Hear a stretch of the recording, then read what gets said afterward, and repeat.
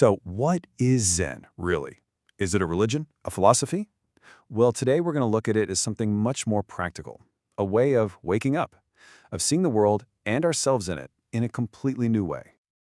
Our guide for this journey is the incredible Zen master Thich Nhat Hanh and his classic book, Zen Keys. And what he shows us is that this ancient practice, it doesn't start with some big, complicated idea. Nope. It starts with something much, much closer. Our own two hands. The whole thing begins with a personal story.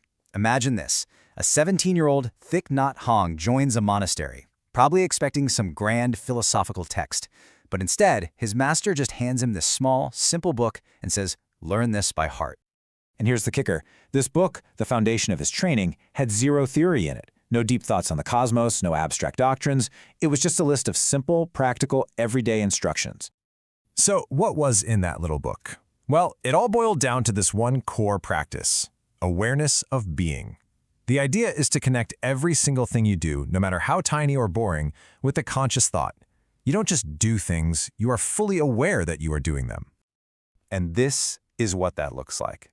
It's not about just mindlessly scrubbing your hands. It's about transforming that simple act. You're there, you're present, and you connect the physical motion to a much bigger, beautiful intention. Turns out, Zen can start right there at your sink. But this simple discipline, this awareness of being, isn't the end goal. It's actually just the first step on a really profound path. It builds the focus you need for deep concentration, and that concentration is what eventually opens the door to wisdom, or what they call enlightenment. Which leads to the big question, right? How on earth can just paying attention to washing your hands possibly lead to enlightenment? What is the connection between something so mundane and such a massive shift in how you see everything? Well, the answer lies in this fundamental difference. See, most of us, most of the time, live over here in the world of concepts. We don't just see a tree, we see the label tree. And that label is colored by all our memories and ideas about trees. Zen is all about training ourselves to move from that conceptual map over to the territory itself, to the direct, pure experience of reality, before our minds have slapped a label on it. Thich Nhat Hanh has this absolutely perfect way of putting it. Our thoughts, our words, our ideas about the world, that's the menu. But the direct experience of it, the taste, the texture, the sensation, that's the meal itself. And we spend so much of our lives just studying the menu, arguing about it, but we completely forget to actually eat the meal. Here's another fantastic metaphor for the exact same idea. All the teachings, the words, even this explainer right now, they're all just a finger pointing the way. The goal isn't to get obsessed with the finger, to analyze it. The goal is to look where it's pointing, up at the moon, at reality itself. The words are just the guide, not the destination. Okay, so if our minds are constantly trapped in these concepts, and the concepts are what's getting in the way, how do you break out? How do you stop a mind that's basically designed to think all the time? Well, Zen has a pretty radical and famous tool for exactly that job. Meet the koan. Now, this is not a riddle you're supposed to solve. Think of it more like a logical hand grenade that gets tossed into the gears of your thinking mind. Its whole purpose is to break the machine of analysis, to short-circuit our normal way of seeing things, and force a totally different kind of understanding. This is probably the most famous one. And you can feel it, right? Your logical mind just hits a brick wall. There's no way to answer it with reason. The question isn't looking for an answer. It's designed to make you stop looking for answers in the way you always do. Here's another one. You've got a student asking this big, abstract, historical question.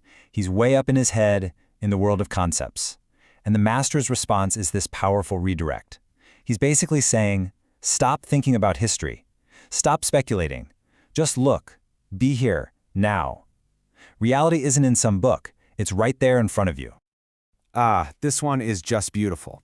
The monk wants some grand spiritual lecture, and the master points him right back to the most simple, immediate, real thing there is. The teaching isn't in some fancy words. The teaching is washing the bowl. That's the practice. That's everything. And now for the most shocking koan of all. What could this possibly mean?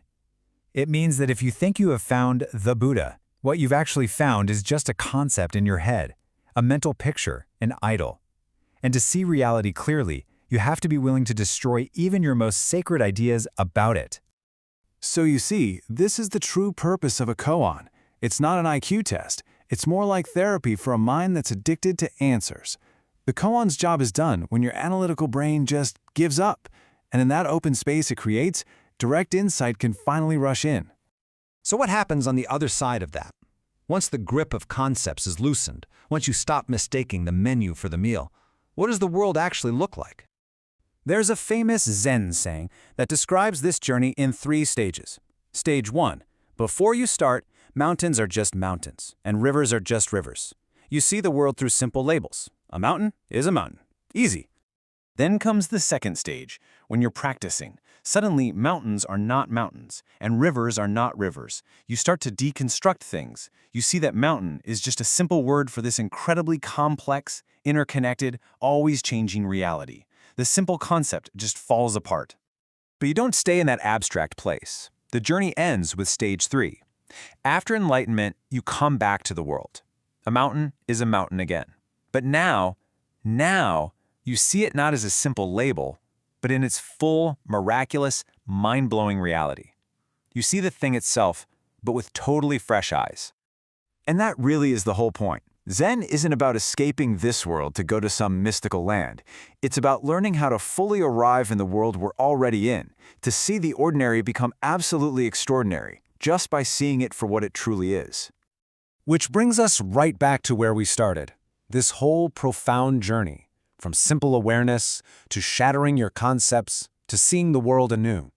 It all leads you right back here, to the simple, real task that's sitting right in front of you. So the final question isn't some abstract philosophy. It's for you. It's about your life, right now. What's the simple, everyday action you can bring your full attention to? What is that one task that, if you do it with total presence, could be your gateway to seeing everything differently?